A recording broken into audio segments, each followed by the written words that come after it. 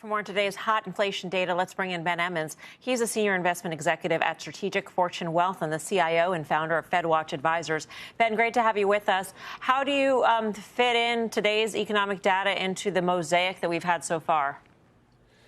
Hi, Mel. So it is definitely hotter than we thought, right? And I think the tariff effect is starting to come through because I noted that particularly durable goods PCE was up, and it was different categories there. I think it was related to what we're seeing in the trade data too. People are starting to continue to front load a lot of imports to try to get ahead of the tariffs.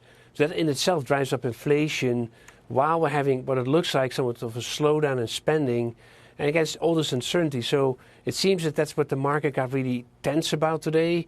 You know, the S word is back, as Robert Kaplan was talking about earlier. I don't think it's the actual stagflation, but it's the idea that we're trying to get ahead of tariffs, which actually leads to more economic activity, but more inflation, while the tariffs still have to happen. I think this is the tension in markets. So, Ben, it's Karen. Just to that point, that do you think that we will see in the next coming month or two of data a reversal of that very high inflation expectation? It could be, Karen, if we're getting, again, this all depends on the clarity of these tariffs we're all talking about. We don't know this exactly. We're getting tidbits here of whether it's on autos or copper, or I saw a headline now on pharma that tariffs are being prepared for those too. I think that is really what the consumer maybe be looking for, is the clarity on these, where can I expect these tariffs, and then expectations adjust accordingly. But I also think it's about all this front loading that's happened with all these goods that are, I guess, not being tariffed just yet.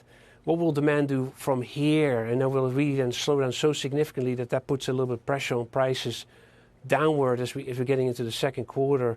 I think you can expect that people continue to try to figure out what is really tariff, yes or no. And I think that's still the uncertainty we'll stay with.